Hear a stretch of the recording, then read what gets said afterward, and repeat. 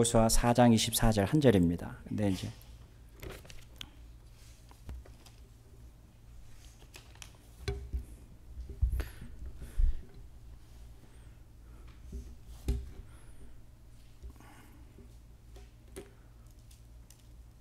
여호수아 4장 24절 제가 가지고 있는 성경으로는 367페이지에 있습니다.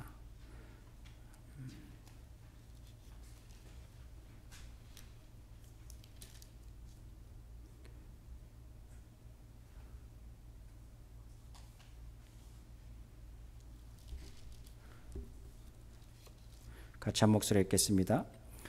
이렇게 하신 것은 땅의 모든 백성이 주님의 능력이 얼마나 강하신가를 알도록 하고 우리가 영원토록 주 하나님 우리의 하나님을 경외하도록 하려는 것이니라. 다시 한번 읽겠습니다. 그렇게 하신 것은 땅의 모든 백성이 주님의 능력이 얼마나 강하신가를 알도록 하고 우리가 영원토록 주 우리의 하나님을 경외하도록 하려는 것이다. 아멘.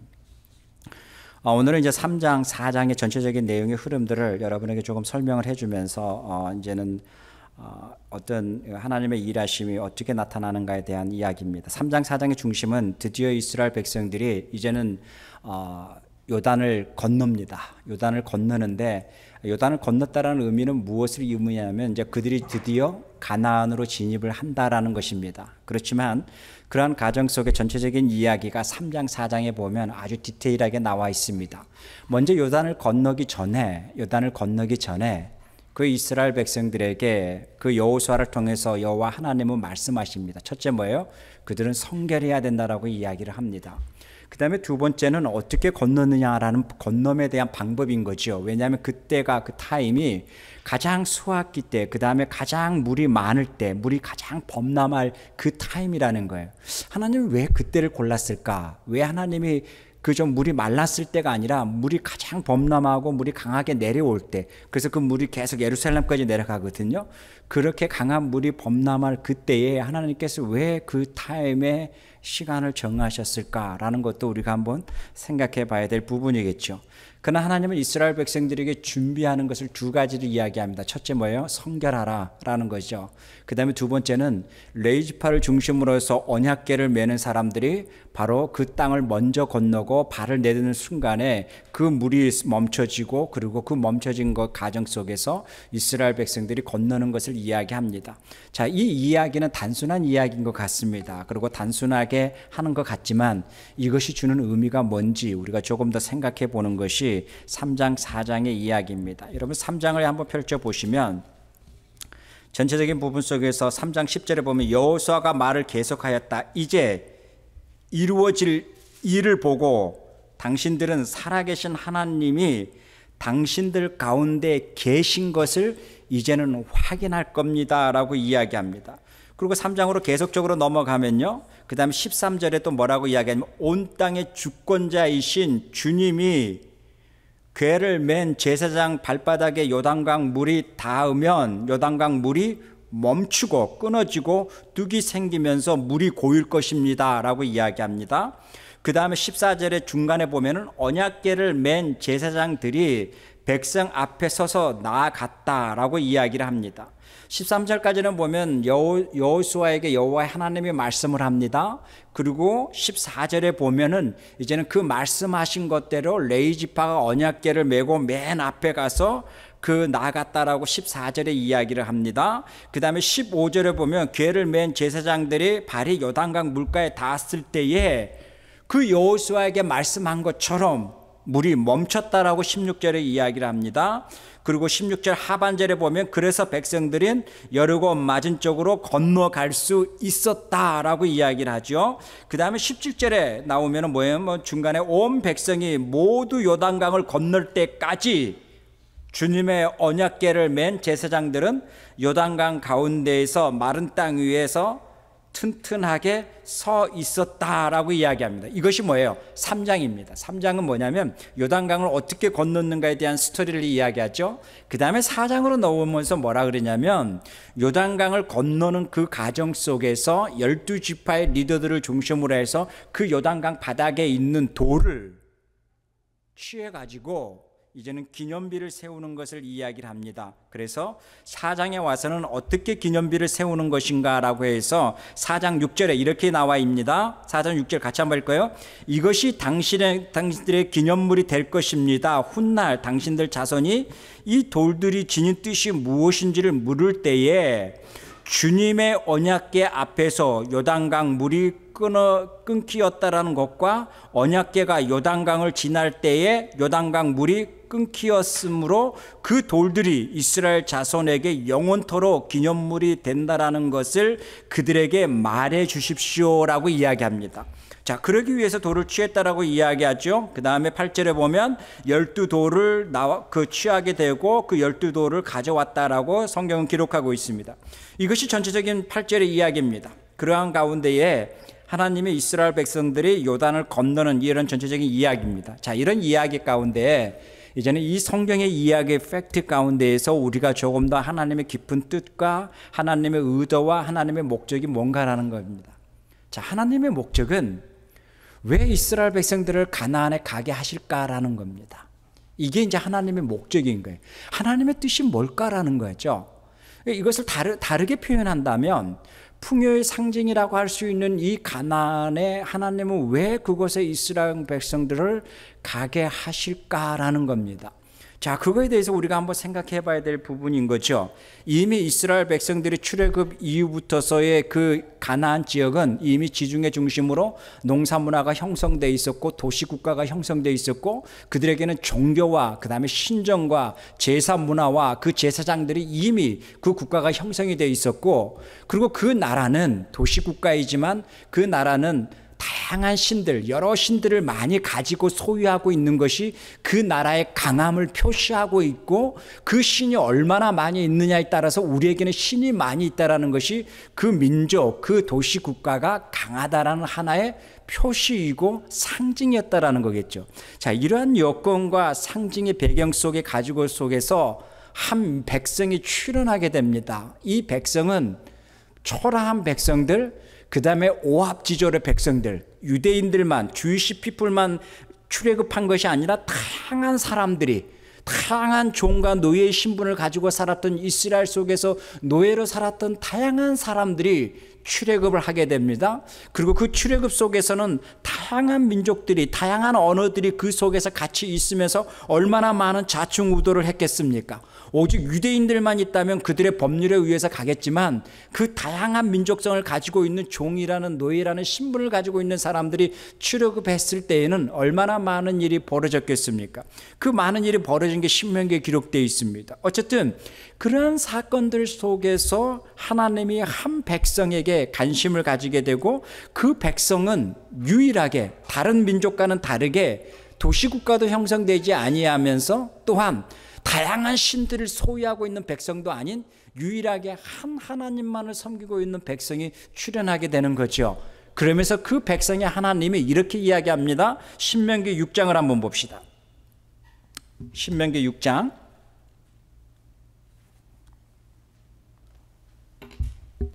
4절과 5절인데 새번역보다는 개역개정이 조금 더 우리에게 더 이해력이 좋을 것 같아가지고 제가 읽어드리겠습니다. 신명기 6장 4절입니다. 제가 읽겠습니다.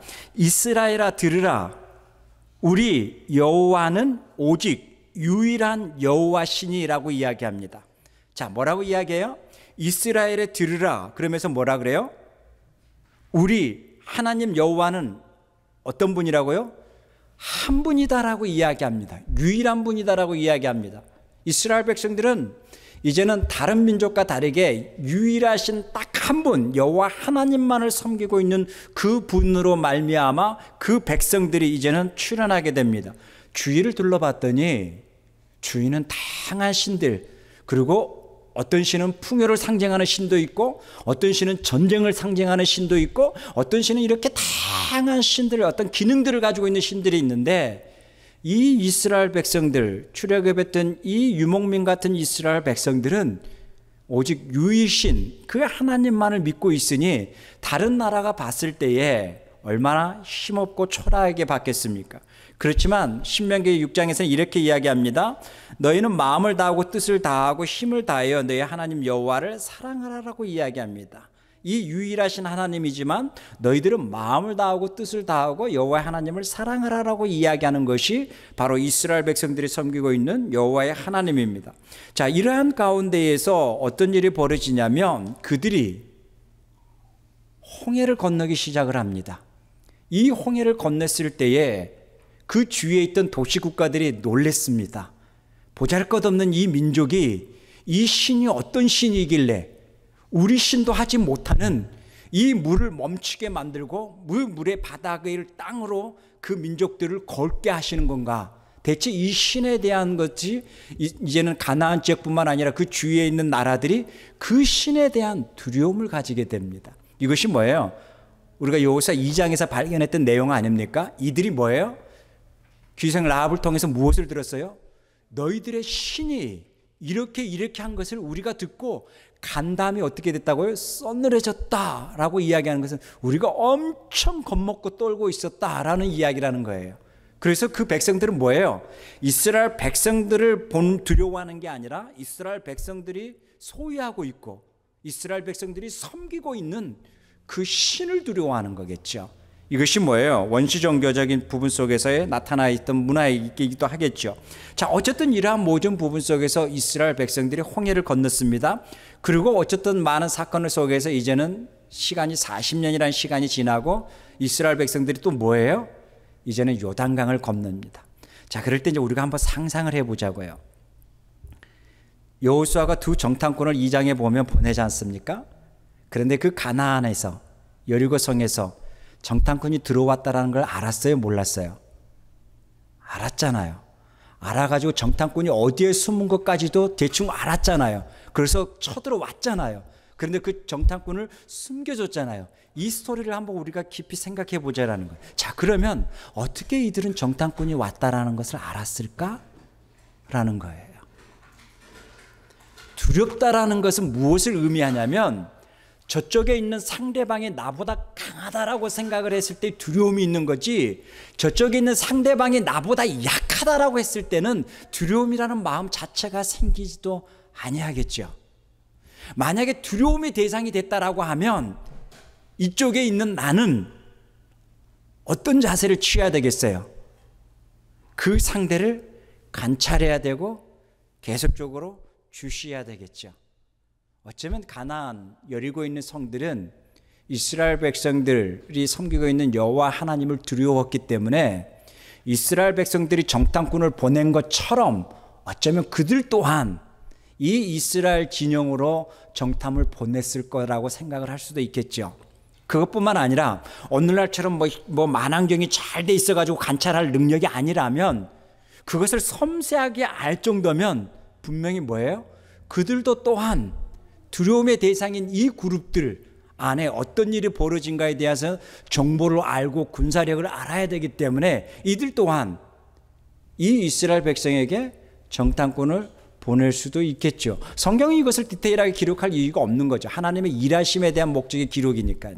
자, 어쨌든 그것을 우리가 상상했을 때에 이 여리고성에 정탐꾼이 왔다라는 것을 알 수가 있었고 이들이 오는 목적들을 알고 있어서 이것을 잡아야 되겠다라고 해서 그런 행동들이 나올 수밖에 없는 배경이다라는 것이 이제는 우리가 2장에서 한번 추측해 볼 수가 있는 거죠. 자, 그런데 그들이 언제쯤 이 요단강을 건널까라고 그들은 예의주시하고 있습니다. 그리고 그들은 언제쯤 이 요단강을 건널까라고 예의주시하면서 그들이 생각을 하죠. 분명히 지금 이 추수 때는 요단강을 건널 수가 없다. 왜? 가장 물이 범람하고 가장 물결이 세게 내려오기 때문에 이때는 정말 건널 수가 없다라고 어쩌면 그들은 안심하고 있을 수도 있었겠지요. 그런데 가장 물이 범람한 그때에 여호와 하나님은 이스라엘 백성들을 건너게 하십니다. 그랬을 때에 그 건너는 그 과정 속에서 하나님이 어떻게 건너는가를 우리가 좀 보자라는 거예요. 첫째 뭐예요? 성결이었습니다. 그들에게 여호와 하나님 앞에 마음을 정결하고 성결하라고 이야기합니다. 그 의미는 뭘까요?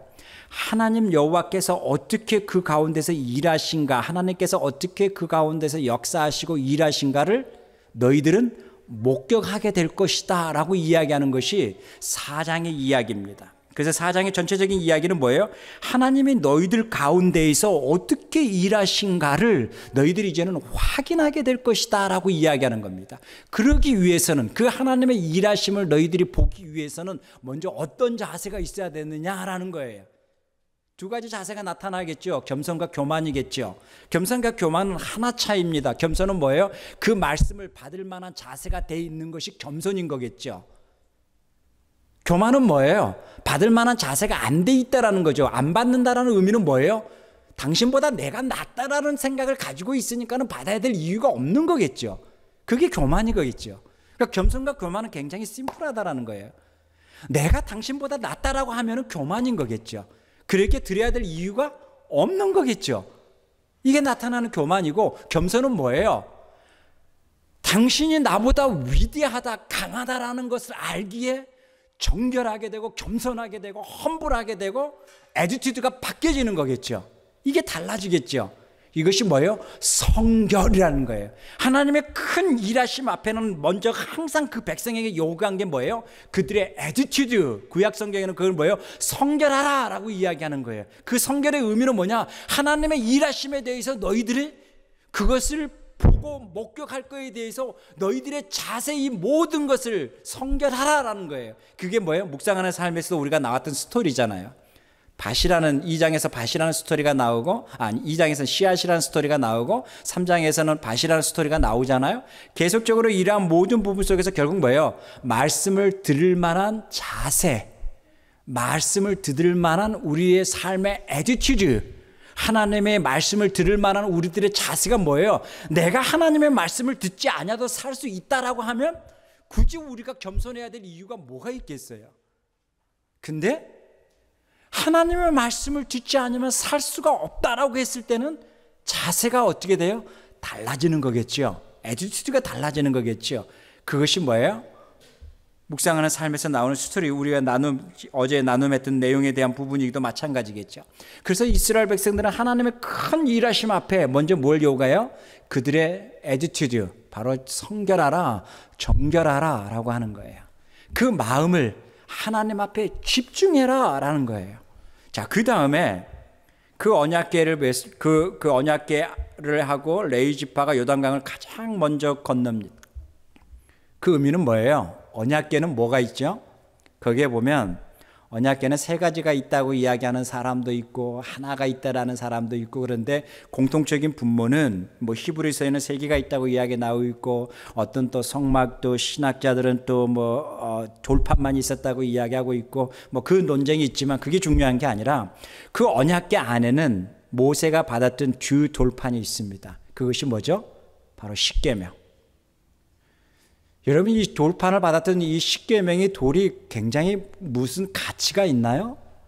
무슨 돌에는 뭐 어떤 신비로움이 있나요? 이 돌을 만지기만 하면 무슨 기가 살아있나요? 그게 아니라 이 돌판에 기록되어 있는 것이 무엇이냐라는 거예요. 이 돌판에 기록되어 있는 것은 여호와 하나님의 말씀이라는 것이 기록되어 있다라는 거예요. 그러기에 이게 가치가 있고 의미가 있는 것이지, 하나님의 말씀이 없는 돌판이다? 그러면 이것은 무슨 의미가 있겠어요? 아무 의미가 없는 거겠죠. 바로 하나님의 말씀이 언약궤 안에 있다라는 거예요.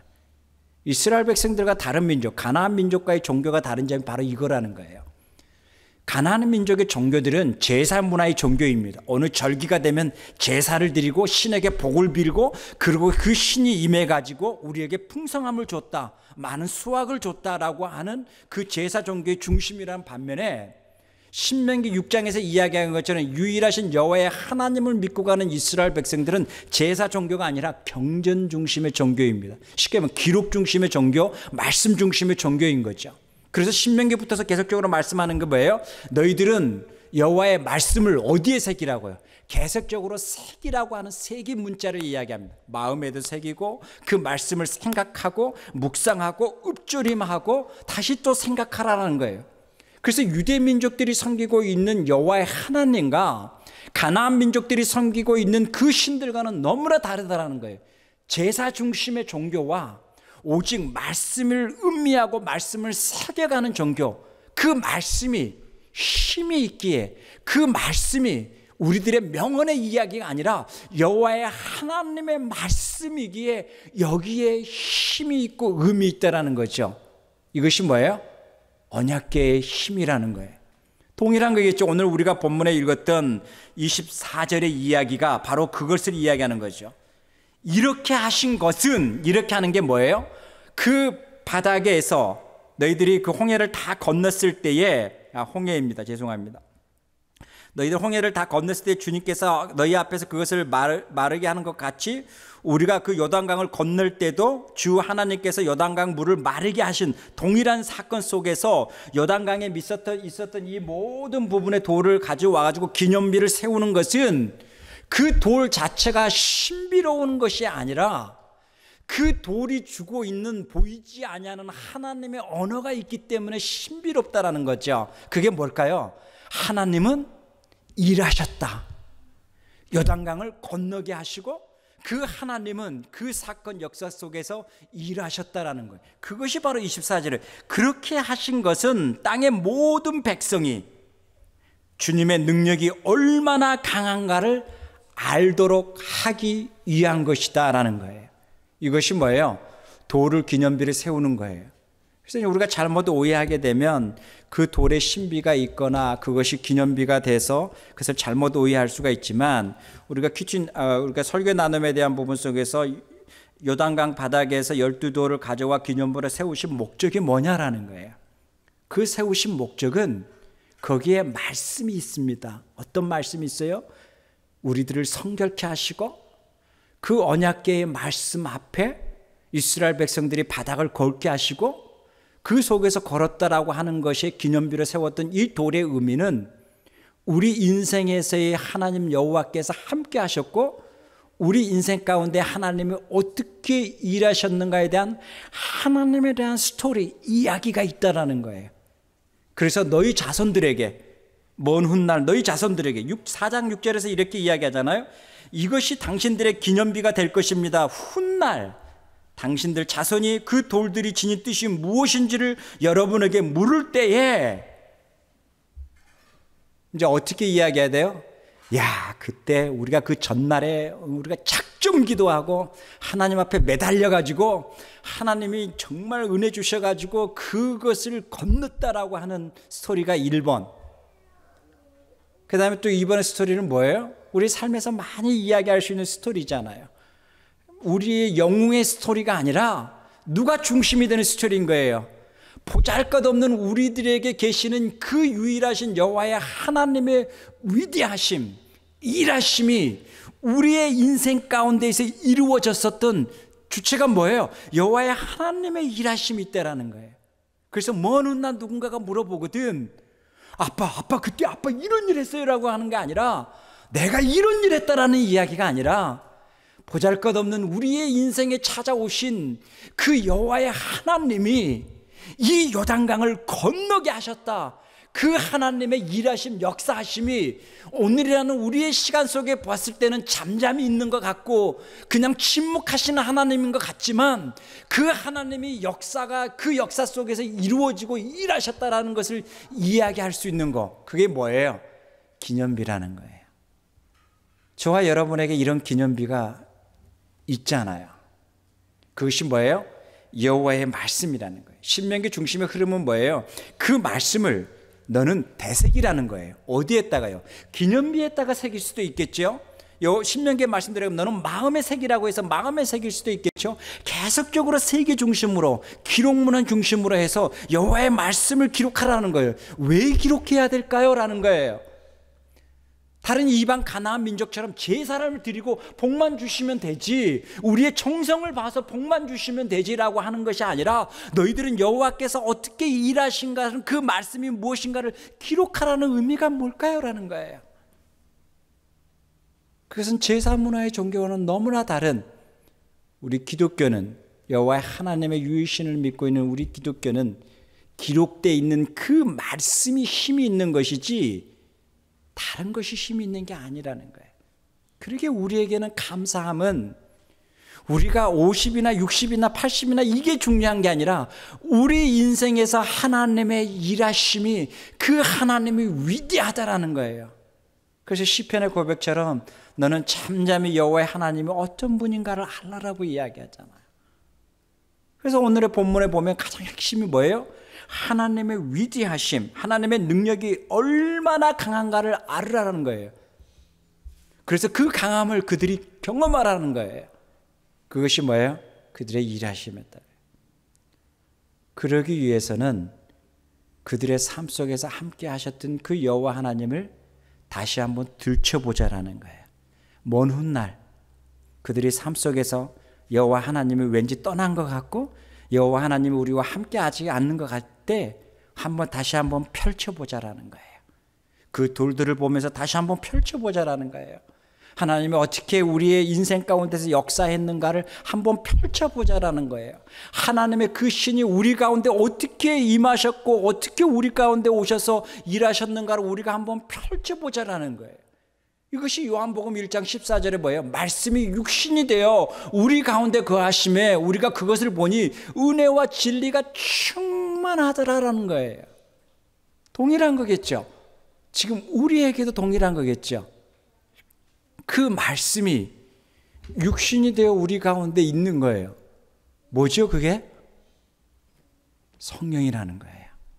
이 책이 가치가 있을까요? 이 종이가 가치 있을까요? 아니죠.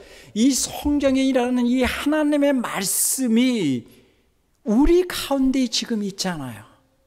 손만 뻗으면, 관심만 가지면, 고개만 돌리면 그 말씀이 어디에 있는 게 아니라 다시 그 요단강 언덕으로 가서야만이 그 말씀을 되새기는 것이 아니라 그 말씀이 육신이 되어 우리 가운데 있다라고 이야기합니다. 그 육신이 되어 우리의 시간 속에 우리 가운데 우리의 문화 속에 우리의 삶의 자리에 있는데 그것이 뭐예요? 성경이라는 거죠. 그 말씀이 우리 가운데 있습니다. 그리고 이렇게 이야기합니다.